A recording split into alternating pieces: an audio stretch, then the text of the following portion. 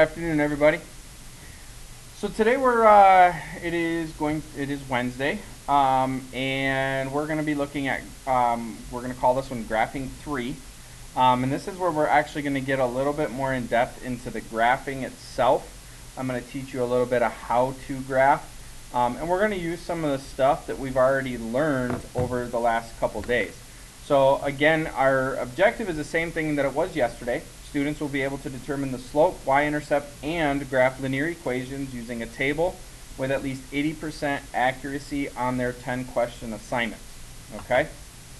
So, review of a couple things. Slope-intercept form is y equals mx plus b. Again, all of this stuff you can expect to see on a quiz. Okay? I might simply just ask for the formula. I might ask in y equals mx plus b, what does m and b represent? But there is going to be questions about that, so you do need to memorize those. So you have y equals mx plus b is slope-intercept form. The name tells you what the form itself gives. So slope, this form gives you the slope and it gives you the y-intercept. That's why it's called slope-intercept form. Okay, m was our slope, b was our y-intercept. Now the other thing, we're going to take this a little bit farther, is that m, our slope, in order to find it, if you're given 2 points, which we're going to get into this down the road a little bit more, it's basically what it is it's the difference in y divided by the difference in x.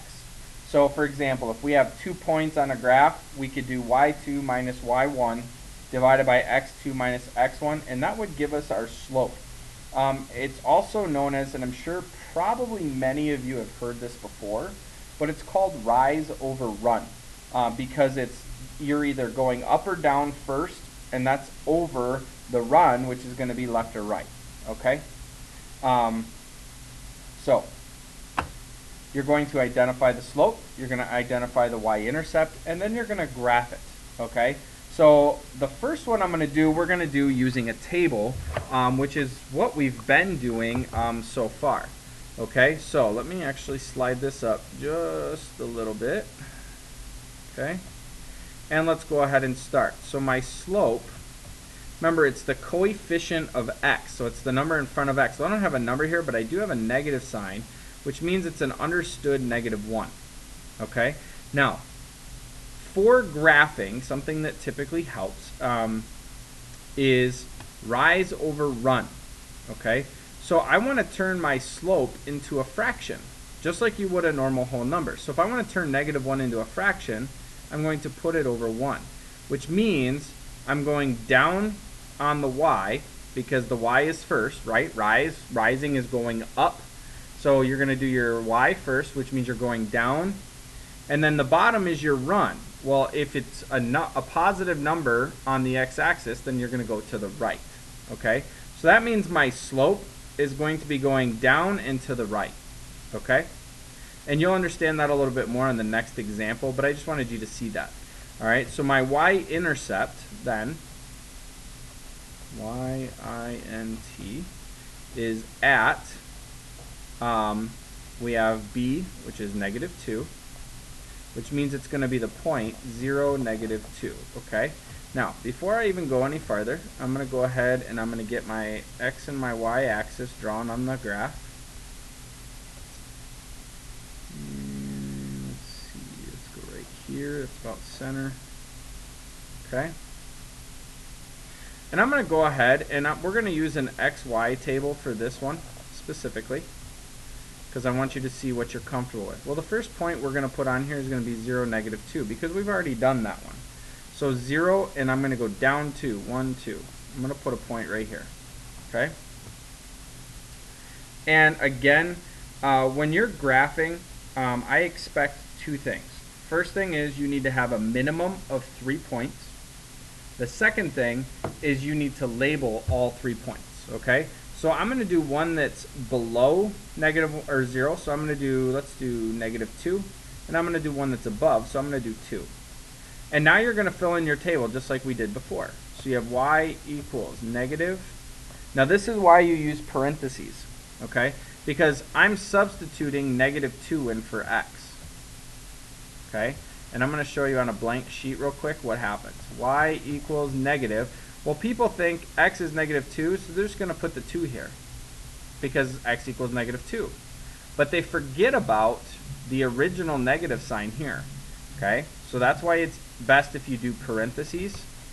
And now you're going to see y. Y equals negative, and a negative becomes a positive 2 minus 2, giving you y equals 0. So again, I'm going to go 0, negative 2 on the x, 1, 2, and I'm going to go 0 on the y, which means my point is right there. Okay? And now we're going to do the next one, which is y equals negative. Don't forget the negative.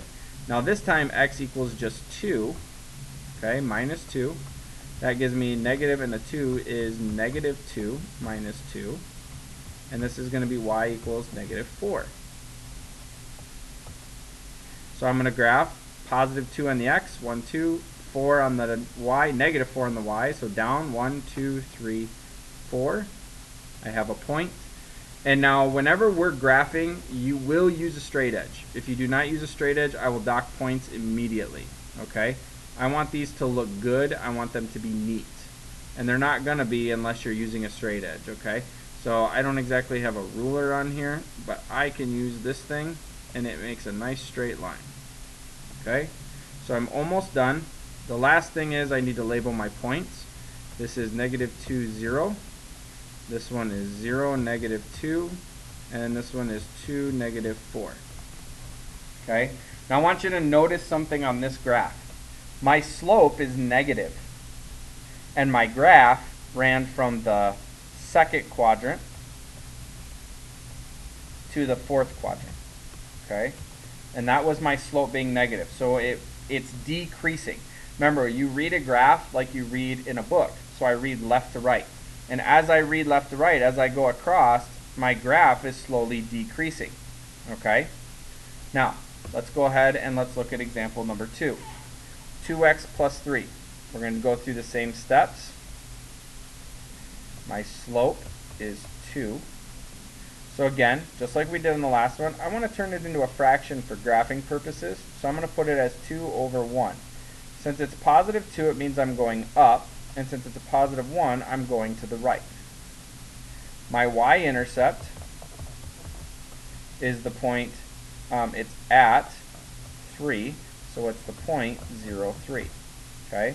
Now I'm going to show you another way of graphing. So the first way we went over was using our table, which you guys are most familiar with using the table right now. Okay? Just because that's been all we've done so far. So now, when I graph, and I'm not going to use a table this time, I'm going to start by graphing the y-intercept, which is 0, 3. So I go 0 up 3, which is right here. Okay? Now, I am going to use my slope to find my next couple points. And it's really, really easy. You're going to start here, okay? And you're going to use the slope. So I'm going to start here. My slope, I went up 2, 1, 2. And I went right 1, 1. And I'm going to put a point. I could do it again. Up 2, 1, 2, right 1. Put a point. Now, I'm not going to put this point because actually I will. Okay? But I told you we only needed 3 points. But I'm going to do one more, okay? Because I want you to see this. Now, let's say that I ran out of space, okay? Let's say that I was up here somewhere and I needed another point. Well, you can obviously tell that this line is running just like this, which means there's going to be more points down here somewhere. So what you're going to do is you're going to start at your y-intercept and you're going to go backwards using the slope. So on this one, I went up 2. Instead, I'm going to go down 2. And on the previous one, I went right 1. Well, instead, I'm going to go left 1. And that's going to put a point right here. How you can check to see if you did it correctly is you start here and use your slope. 1, 2, right 1. Okay? So this gives me my line.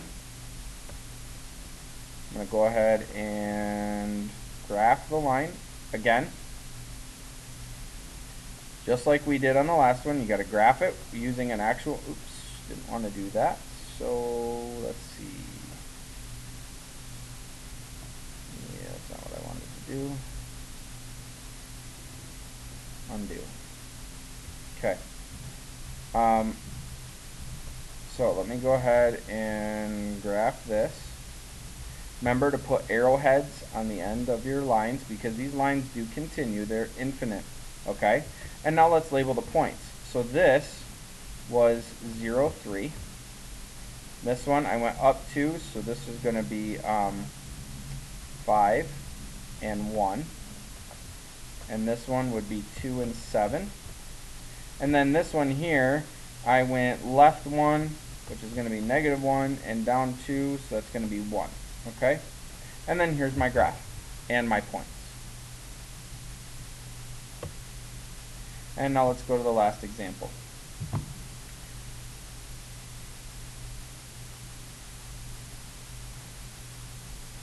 Okay. For this example, same idea. Okay?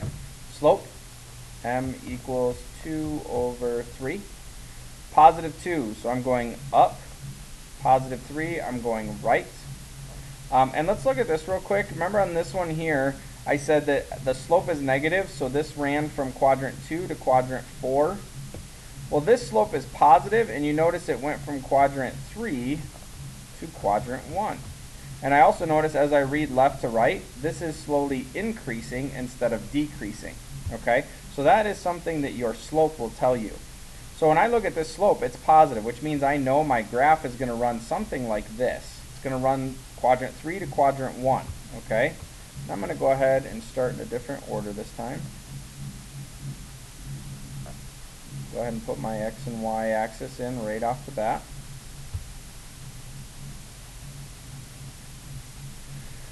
And then let's go ahead and do this. So my y-intercept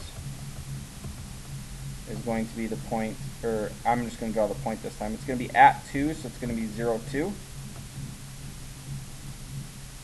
Okay? And again, let's go ahead and practice using our slope to graph. Okay? So my slope is 2, so I'm going to go up 2, 1, 2, and I'm going to go right 3. 1, 2, 3. Put a point. Okay?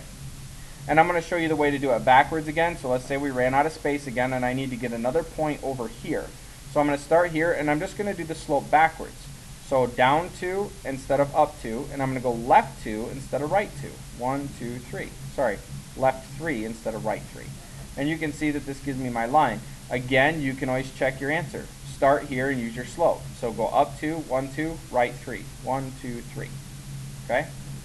Here's my line. I'm going to go ahead and graph my line. Okay, and one more. There's that. And then we're going to label them. This is going to be 1, 2, 3, and up 1, 2, 3, 4. This one we know is 0, 2. And this one is 1, 2, 3. So that's -3 and 0. Okay? Put my arrowheads on. And I'm done. Okay? The graphing video I know is a little bit longer. There's a little bit more information here to be covered. So you guys just need to be ready for it. Let's see if you can get all your steps written down. And then also make sure you write down any questions that you may have about this, because I know this graphing stuff can be confusing, so I want to make sure that you completely understand what you're doing, because it's going to be very important for all of Algebra 1, a lot of Algebra 2, and so on. Okay? So I hope you guys have a great night tonight. I look forward to seeing you guys tomorrow.